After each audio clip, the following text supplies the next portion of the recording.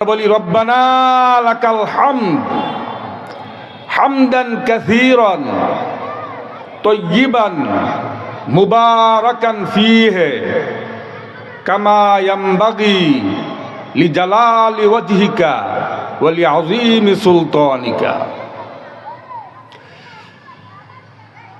সম্মানিত উপস্থিত আমার প্রাণপ্রিয় ধর্মপ্রাণ মুসলমান ভাই ও বোনেরা, আজকে দিনটি হলো আমাদের জন্য একটা ঈদের দিন, আনন্দের দিন, খুশির দিন, গুনাহ মাফের দিন। আমি কোরআন শরীফ থেকে আপনাদের খেদমতে ছোট্ট একটি আয়াতে কারিমা তেলাওয়াত করেছি। তার কিছু ব্যাখ্যা আপনাদের সামনে ইনশাআল্লাহ তুলে ধরব। আমি আল্লাহ পাকের বাণী থেকে একখানা বাণী পাঠ করেছি। ওই বাণীটার অর্থ হলো, হে রাসূল, আপনি লোকদিগকে বলুন, কাফের মুশরিকদেরকে বলে দিন, তারা দেব দেবীর পূজা ছেড়ে একমাত্র আমি আল্লাহর যেন পূজা করে আর আপনার আনুগত্য করে, আপনার আনুগত্য করবে এবং আমি আল্লাহর পূজা করবে, আমি আল্লাহর ইবাদত করবে, আমার ইবাদতের মধ্যে কাউকে শরীক করতে পারবে না। আপনাকে ভালোবাসবে। বন্ধুগণ, আল্লাহ রাসূল সাল্লাল্লাহু আলাইহি ওয়াসাল্লামকে ভালোবাসলে কি ফায়দা হবে? আল্লাহ পাক বলেছেন, ইয়াগফির লাকুম যুনুবাকুম, আমার রাসূলকে যদি তোমরা ভালোবাসো তাহলে আমি তোমাদের জীবনের সমস্ত গুনাহ খাতাকে মাফ করে দেব।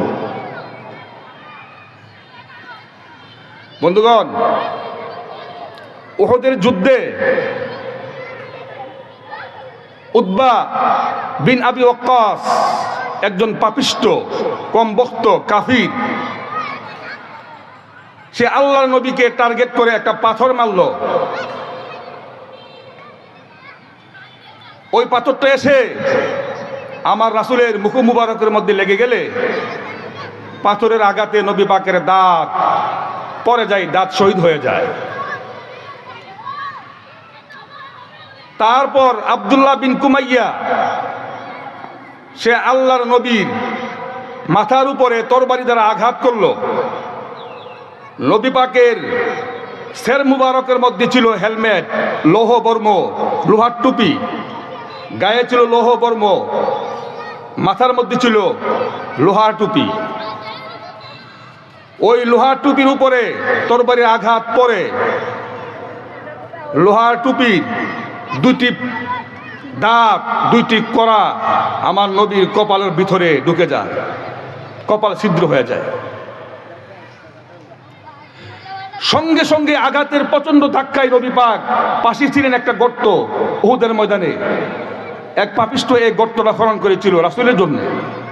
ওই গর্তের ভিতরে নবী উপর হয়ে পড়ে যায়, জ্ঞান হারা হয়ে পড়ে যায়। সাহাবী আবু তালহা রাদিয়াল্লাহু তাআলা আনহু রাসূলকে বাঁচাবার জন্য অনেক চেষ্টা করছেন, দুটি হাত হামলার মুখোমুখি করে দিয়েছেন। এভাবে আবু তালহা রাদিয়াল্লাহু তাআলা আনহুর ৭০টি হাত পর্যন্ত অবশ হয়ে যায়, দুইটি হাত অবশ হয়ে যায় এবং ওনার গাত্রের মধ্যে ৭০টি তীর তরবারির আঘাত লেগে জখম হয়ে রক্তাক্ত হয়ে গেছেন আবু তালহা রাদিয়াল্লাহু তাআলা আনহু।